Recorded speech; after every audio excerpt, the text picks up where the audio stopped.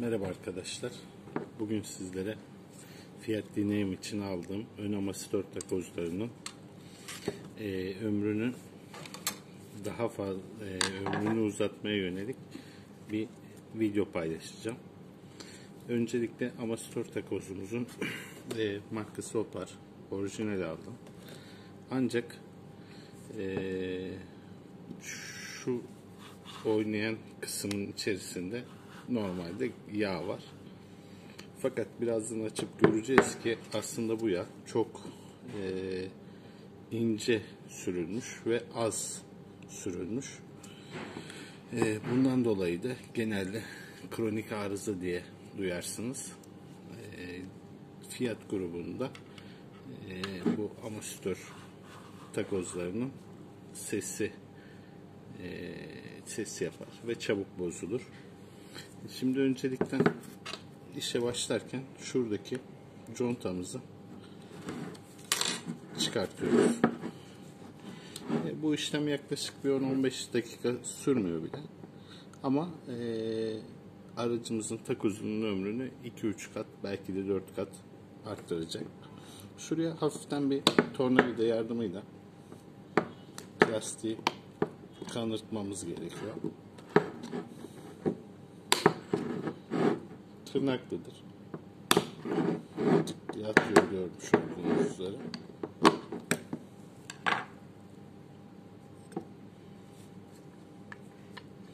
Arkadaşlar takozumuz bu.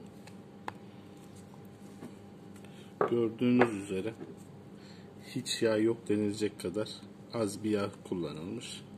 Haliyle bu yağ az olduğundan çabucak bozuluyor takozlar. Ben kauçuklu gres kullanacağım buraya.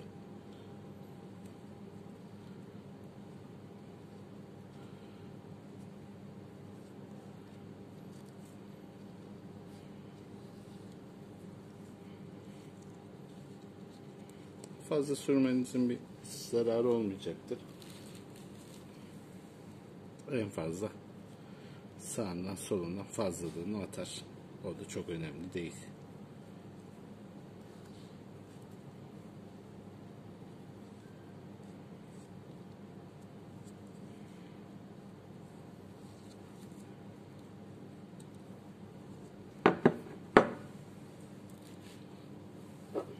Aynı şekilde üst kapağı da sürüyorum.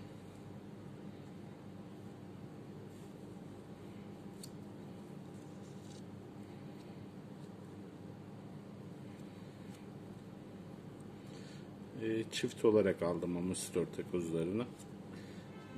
Diğerini de aynı şekilde yağlayıp kapatıyorum.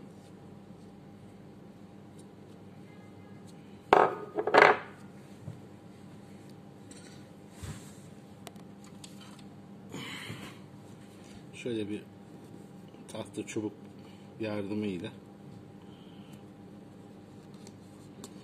kenardaki yağları da temizliyorum.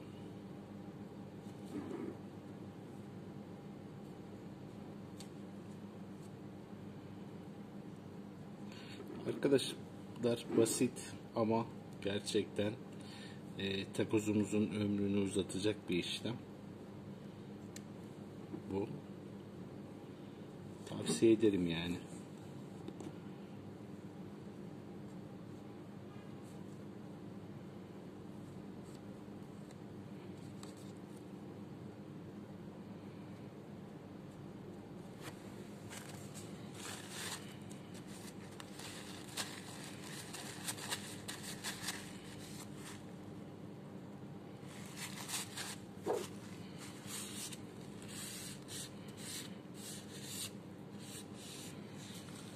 Şimdi takozumuzu kapağını tekrardan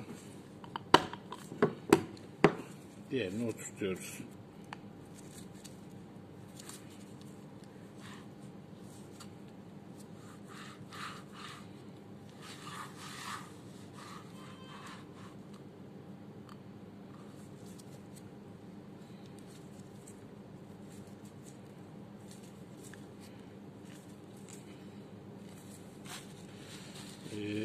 Elimle bastırıyorum ki fazla yağını şimdi atsın, silebileyim. Diğer türlü arabamın kaportasına gelecek. Orada temizlemesi daha problem olabilir. Arkadaşlar kapağını da kapattık, üst kapağını. Tekrar buradan contayı çıkartarak contasını yerine koyuyoruz. Conta zaten birleşim noktasına geliyor. Bu conta da çok önemli. İyice yerine oturtmak gerekiyor. Eğer oturtmazsak buradan su alır, toz kaçar, pislik girer. Yine çabucak bozulmasını sağlayacaktır giren pislikler. Şu an mesela dönüşü de çok daha rahatladı. Çok daha yumuşak oldu. Beni dinlediğiniz için teşekkür ediyorum. Daha sonraki videolarımda görüşmek üzere. Allah'a emanet diyorum.